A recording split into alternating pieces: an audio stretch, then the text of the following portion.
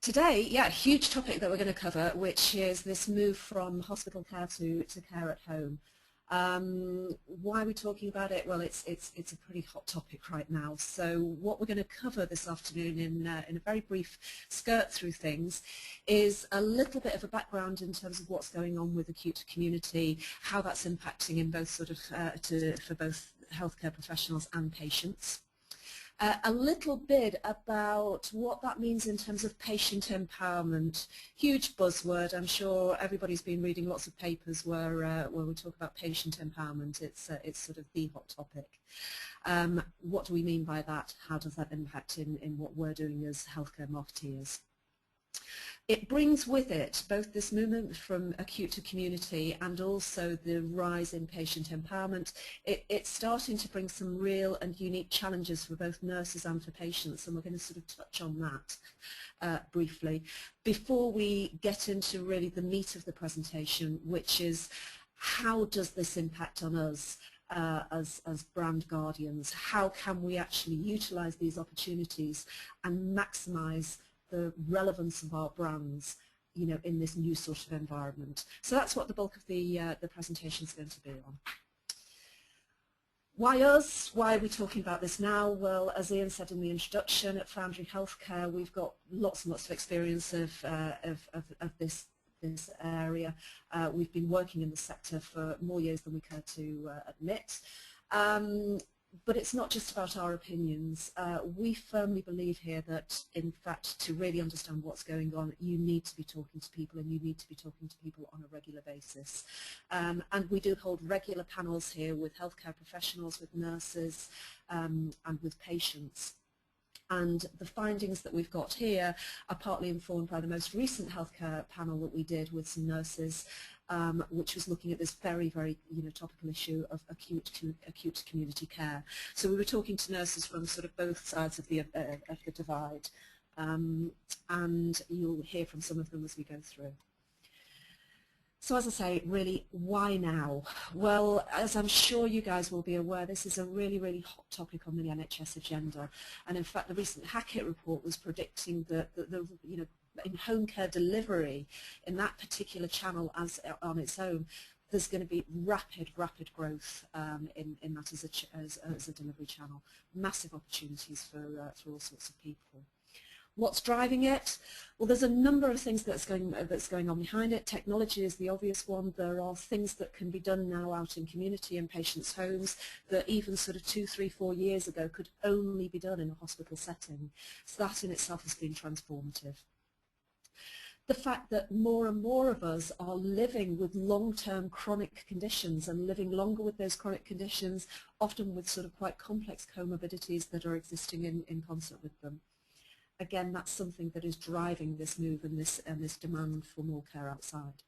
Delivery channels, as we've mentioned, more ways of actually patients getting care outside of a hospital environment, be that through district nurses, through community clinics, or indeed through this new home care channel in and of itself. Of course, there is bound to be a cost driver behind this. I think one of the latest estimates I read was that the NHS predicts that it's going to be saving around £2.7 billion annually as a result of moving treatment out of a hospital setting. So there is an enormous amount of sort of cost and resource savings that people are interested in, and again, key driver for this move. But actually, at the end of the day, one of the key things that nobody should lose sight of is that there is a real and genuine patient benefit behind this move, in that study after study after study has demonstrated that patients get better quicker at home. So, at the end of the day, this patient centricity about it is one of the key drivers that's moving things in that way. There are implications for the patient within all of this, as well as for healthcare professionals.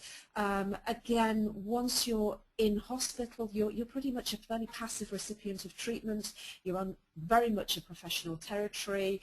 When you take your medication is dictated. When you eat is dictated to you. You're actually usually pretty sick, so in fact you're less physically or emotionally able to engage or perhaps challenge what's going on with your treatment.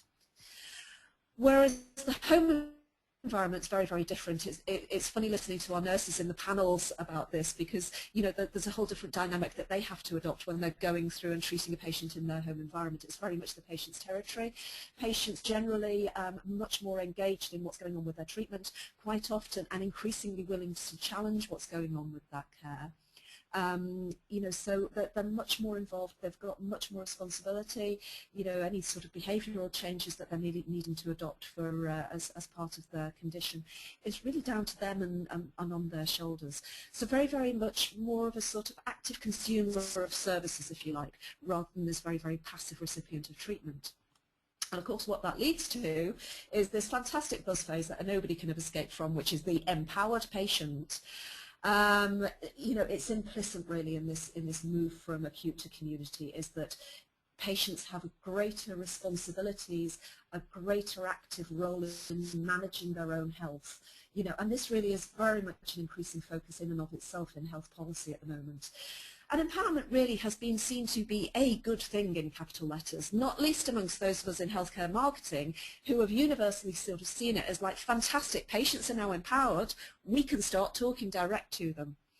And universally our response as marketeers has been, fantastic, we've got a patient website, we can now talk to patients, let's start talking to them direct.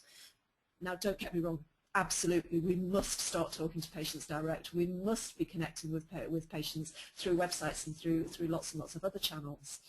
But I guess one of the focuses about today is, what does this really mean? And how effective is your patient website and your patient communications as patients become more and more empowered as this move to community care happens?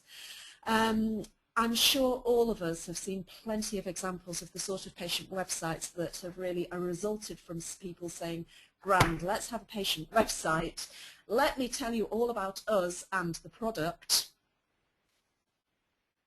And what it is, it's very, very much about us from a brand relevance point of view. It's us telling you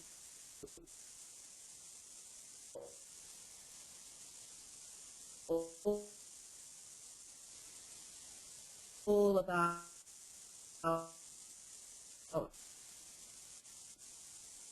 our history is fantastic. We've seen lots of examples of patients, how fantastic they are. Once they're sort of done, they tend to stay the same, and it's a sort of job done. We've empowered the patient with lots and lots of information about us and our brand. What else do we need to do? So I think what we want to challenge everybody with a little bit here today is actually, patient empowerment is great, having a website is great, but there are some other things to maybe consider. And there are a couple of flip sides to patient empowerment. Not all patients necessarily want to be empowered or are ready to be. Again, having lots and lots of responsibility thrust on your shoulders can sometimes be quite intimidating for patients. One of our nurses at the recent panel was saying, this great quote about how within hospital everything is taken care from, and then suddenly patients are sort of thrust out there and they've got lots and lots of responsibility for decision making, and they're a little bit bewildered by that. They might not be really ready to sort of take on the information that we as brands are delivering to them. Another great one, we had a huge debate about this in our last panel, but diagnosis by Google. And again, a bit of a huge issue. Increased information does not necessarily mean increased knowledge or understanding. At the end of the day, this relationship between the healthcare professional and the patient is still absolutely crucial to the ultimate outcome of management of a condition or getting better, whatever that might be. And sometimes when you've got families or carers or patients themselves really coming along and challenging that knowledge,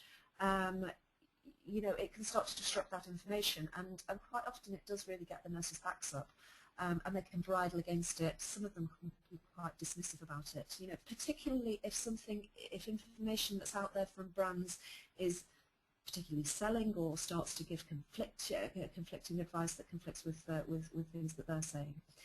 So potentially what you can get sometimes is that good brand information can start to be tarred by the same brush, and it can contribute to a bit of a generalized distrust by nurses of the information that's given to patients.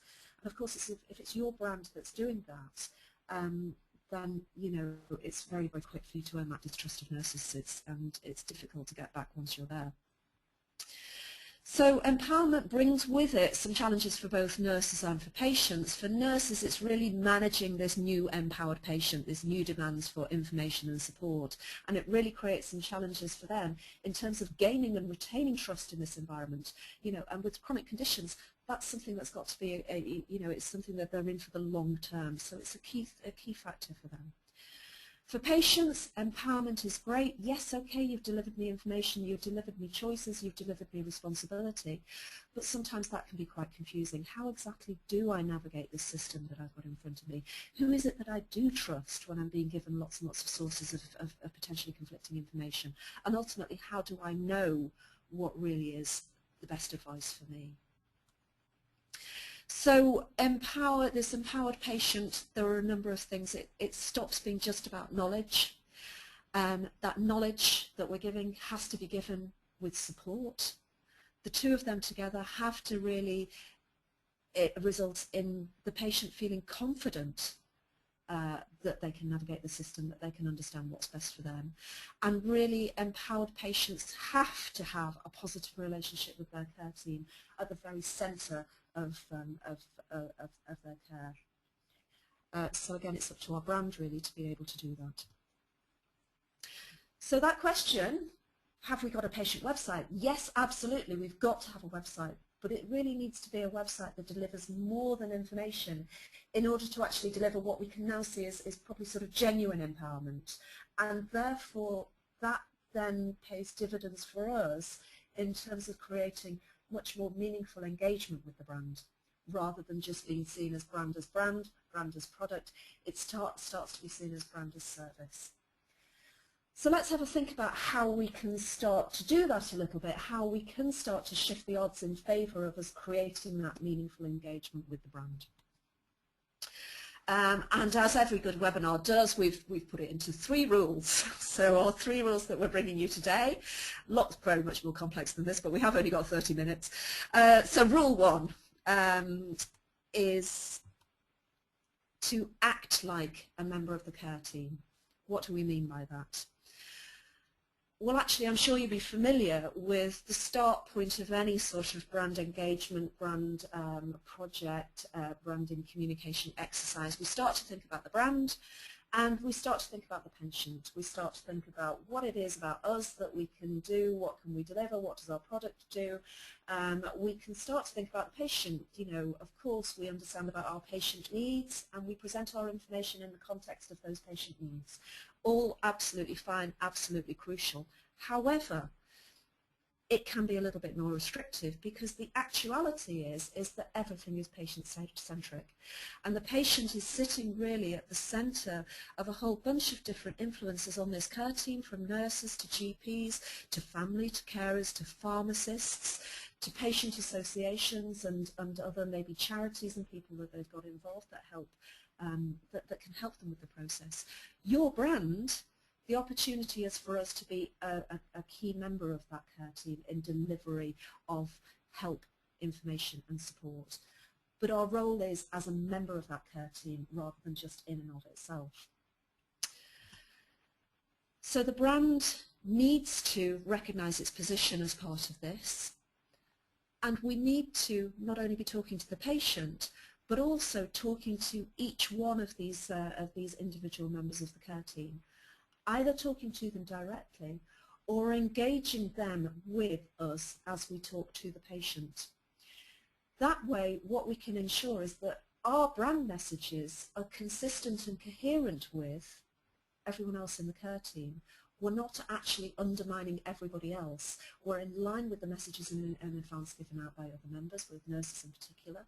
That way, we've got their advocacy. We've got a chance of getting their advocacy for our brand, our product, because we're all singing from the same hymn sheet. We're not actually challenging ways of doing that. So it starts to create some credibility. Easier said than done. The way of trying to really do this is to start engaging these individuals right at project outset. Get involved with patient associations and charities to understand what's going on at the back of these conditions. Talk to key opinion leaders, talk to specialist healthcare professionals, involve them in the writing of the copy and in the writing of the messages that we've got. That way, right from the start, we've got a higher than average chance of really gaining credibility for our messaging and really demonstrating a genuine desire to focus on the holistic health of the patient, rather than just say, fantastic, our brand is wonderful and here's what it can do. So just a little look of ways in which this might be brought to life. There's a website here called You and UC, which we were involved with, which is dedicated to people suffering from ulcerative colitis. As you may know, hugely debilitating condition, and we built this website really and this whole project up around some patient insight work that was done. It's a condition which particularly affects young people and teenagers. And what the research showed us was that it really has a massive impact in patient identity. And you know, the campaign really then got structured around it's what you have, not what you are. So lots and lots and lots of information about the condition, but equally information about living with the condition, how to cope with it, what sort of support is available through to you as a patient. But we went further than that in that, again, just a sort of brief example from the creative, there were materials that started to talk to parents and carers. So what's going to be the best way of you actually helping somebody in your family, helping you support them with this very, very sort of deeply emotional time that they're going through. And that was extended out through into information that was given to clinicians to help through with diagnosis and support with patients on their side. So again, very, very multi-layered way of starting to think about how we can talk to each one of those members of the care team and get them on side really with what we're doing with our brand. So moving on, secondly really it's about the other opportunities, recognizing the opportunities at different stages of the consumer journey. Let's start off thinking about what that typical journey is for a patient with a chronic condition. Again, chronic conditions, as we said, one of the key drivers for behind this move from acute to community care. And the typical journey, if we start to think about somebody who may be at the start of that journey, being diagnosed with potentially things like eczema, ulcerative colitis, diabetes, any of these sort of ongoing serious conditions that people have to live with. At that first stage, actually for the patient, this is an area of really, really high anxiety. You're not very empowered because, you know, it can be the results of sort of a diagnosis at the end of a long journey of trying to deal with some symptoms. It can be quite a shock, really, at this initial stage. You then go through into a transition phase where you're starting to really understand what's going on. You're at a point where you're able to start to absorb all of this new information. You may well have to start to learn about new regimes, new medication. You may well need to be changing your behavior in terms of your diet or your exercise program, smoking or other things that you need to change about yourself.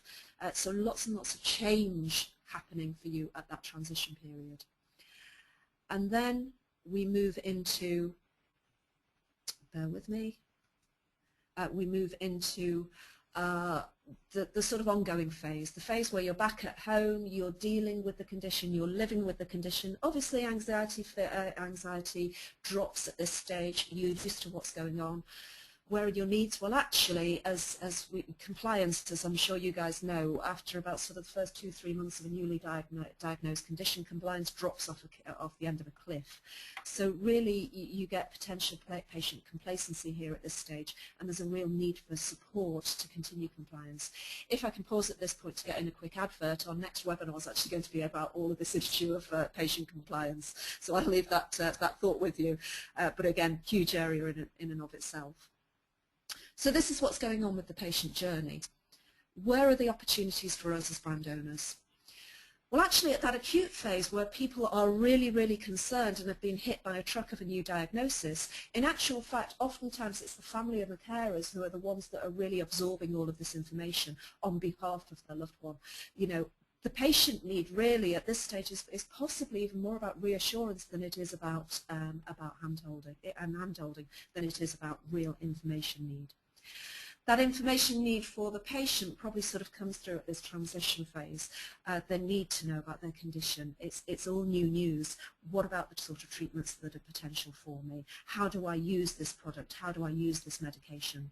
What the hell do I need to do? How can I really establish these compliance behaviours, particularly if behavioural change is involved? You know, these are big things that people are having to deal with. So very, very information hungry, very, very support hungry at this stage.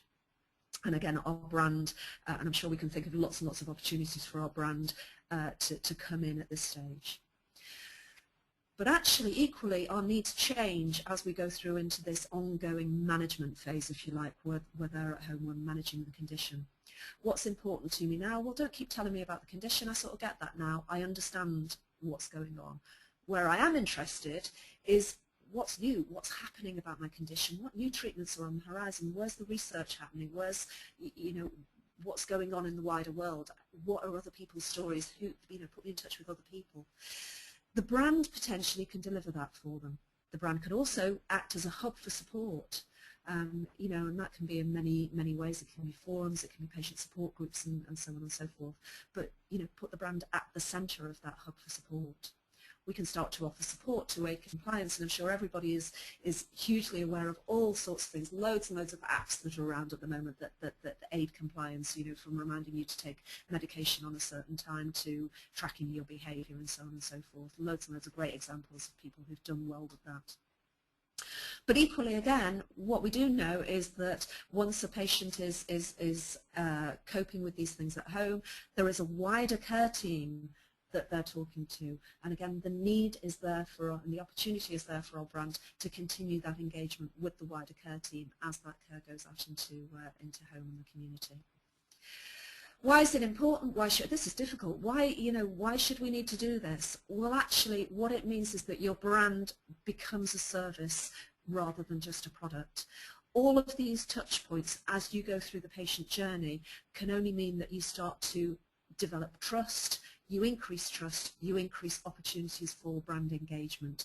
And clearly, particularly when we're talking about chronic conditions where people have got a relationship with you over years, that can only be a good thing. That can only start to sort of pay dividends for us as a brand. Quick example, SALTS is an organisation that has a product range for stoma patients, so people who've undergone colostomy or ileostomy. Again, a bit like ulcerative colitis, same area really, huge deal for people. And the website is constructed really around these three phases of care. So what do you do when I've been told that I've got to have a colostomy information? What information, you know, I'm going in for this, what do I need to understand about the condition? Help me prepare for that operation. There's then sections of the website that talk about what happens immediately post-op, and that is supported by these packs that you see here on the visual, which really bring everything together to help people in that transition phase from hospital to home. SALTS then gets involved post-operative. There's lots and lots of information on the website, and the website does change on a regular basis to help people keep in touch with what's going on. But above and beyond that, they run regular patient support groups, which is, you know, physically out in the community, attended by patients who've had their had their stoma for years, by stoma care nurses, by people who are, you know, about to have the operation, people who are just out, and by SALTS themselves. And effectively, it's you know, it's a chance for them to get together to talk to people in the same sort of area, you know, to have a cup of tea and a biscuit and just basically have that sort of environment. But taken together, what this does for SALTS is it turns them into a member of the care team rather than just a product that has one very, very specific use in the context of the patient's life. So moving on to our third rule, if you like, it's about really recognising these inherent barriers to HCP engagement and positively addressing them. Again, I'm sure this is no new news to anybody in there, but really healthcare professionals, there's almost an institutional suspicion that goes on there about big brand marketing. this isn't the fault of any individual, it's almost a cultural thing, and I think it's sort of a lot of it really stems through from almost that NHS culture of, you know, this is my patient, it might be your product, but it's my patient, and clearly this sort of thing filters down. And if anything, nurses that we're talking to, you know, that it comes out when we're talking to these panels of people saying that they have done there. I would never give out a drug company's information because I always feel it's going to sell the product. So this suspicion about you're going in there just to make money and sell, you don't really care about me and my patient.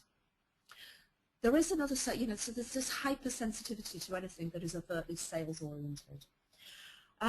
But equally there is a frustration amongst healthcare professionals about this state of affairs, and there are ways of breaking through the barriers, as these sort of quotes start to illustrate from our nurses. You know, that one at the bottom, you know, management say that we're not supposed to see reps anymore because it can bias your prescriptions.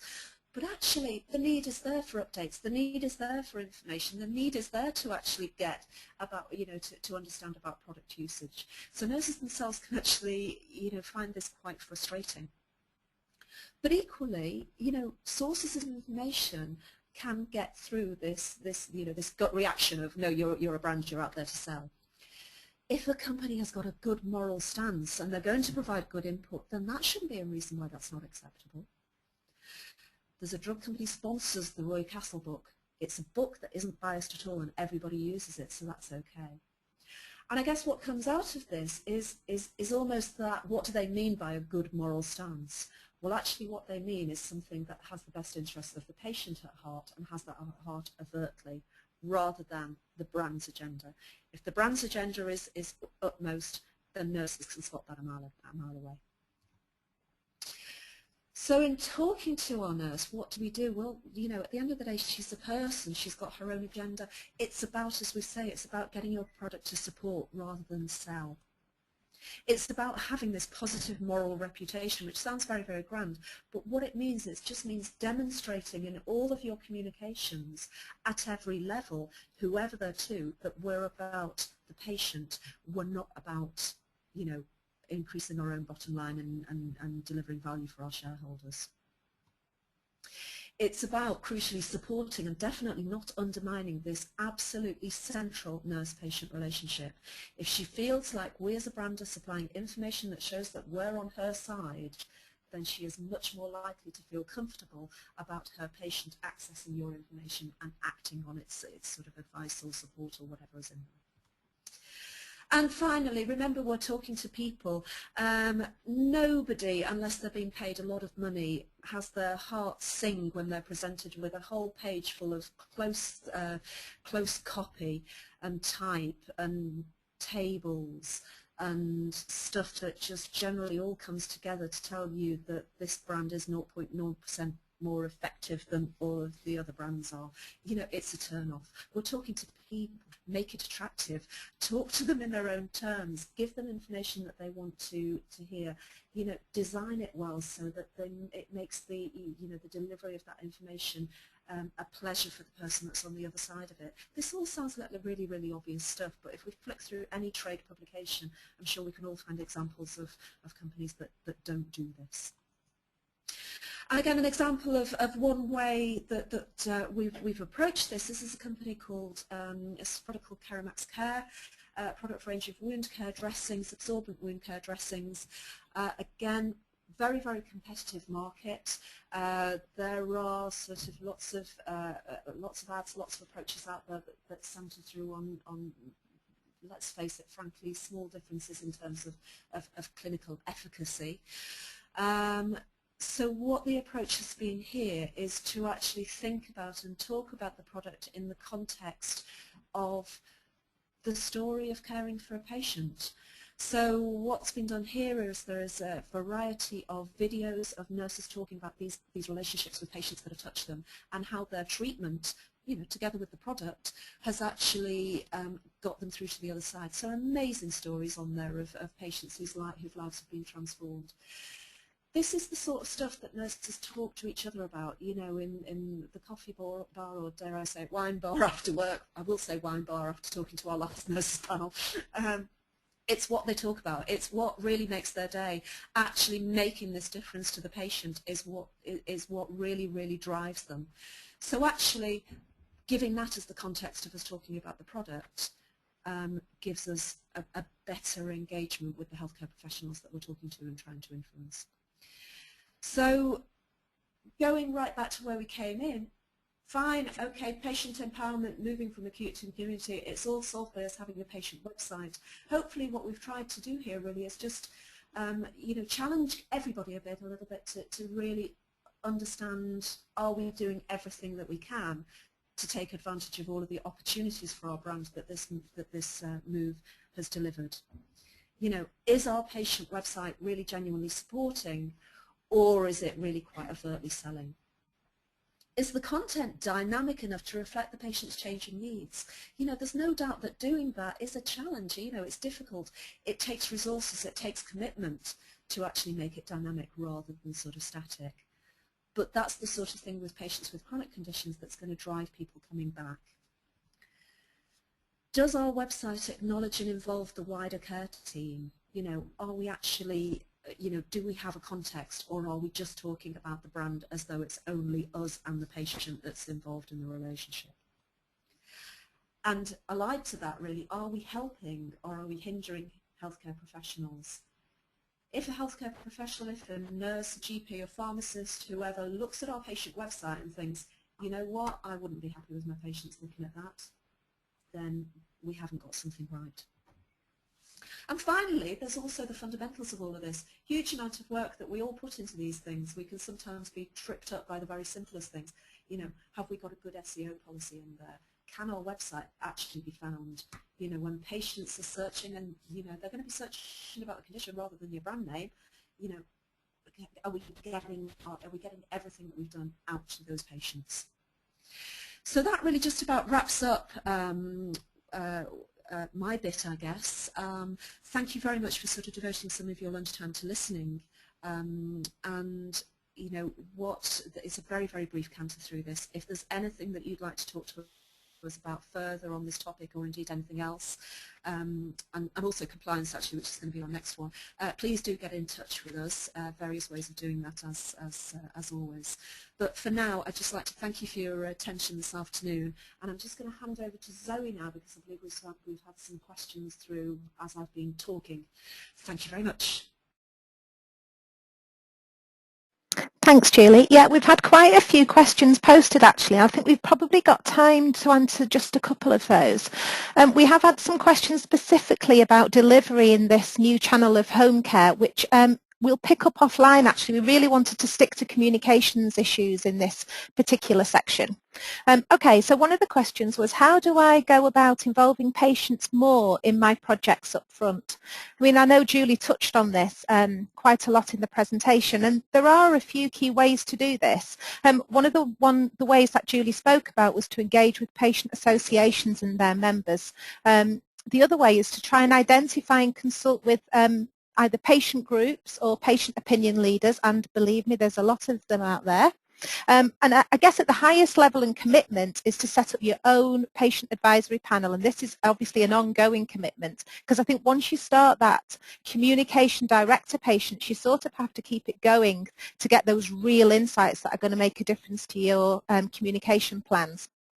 Obviously, having your own advisory panel we've found is a fantastic test bed for testing new communications, new ideas to take those communications to market. We've done some great groups where we've talked about new technologies, new apps, etc.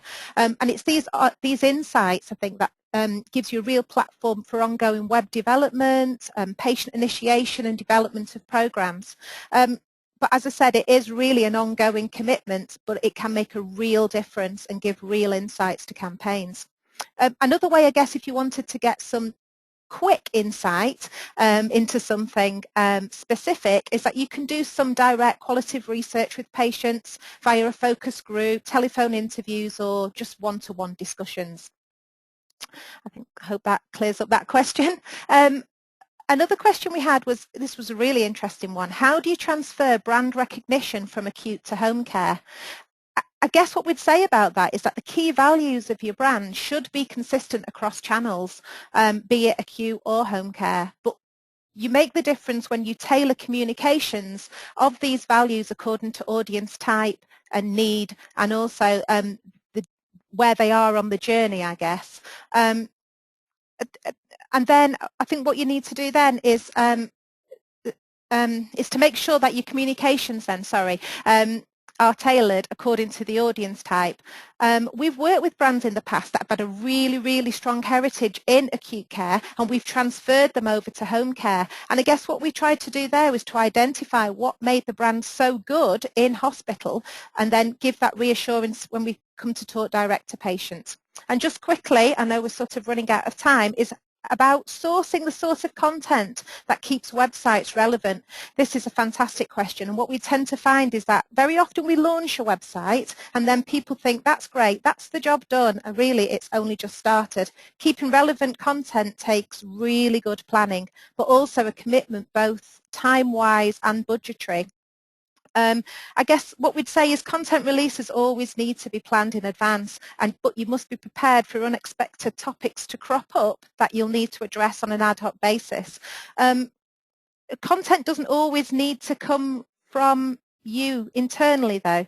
You can use, again, patient associations, journals, social media, patient opinion leaders and HCPs, and then you simply aggregate that type of content according to the regs, of course, which may govern your particular product. Okay, hopefully that's finished off all our questions and that you've enjoyed our webinar session today. I'll just pass back over to Ian now just to close the session.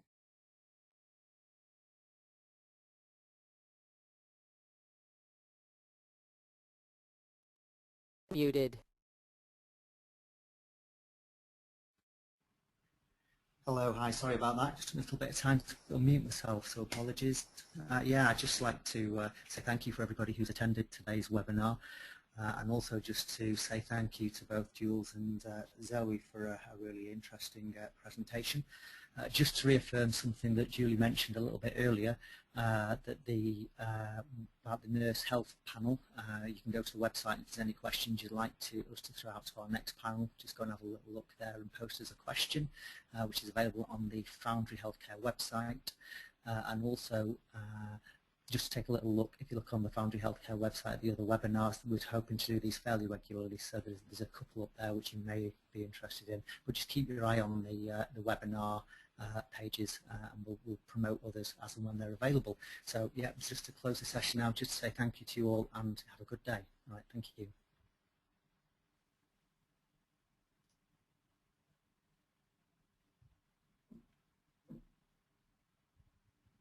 Used to rule out.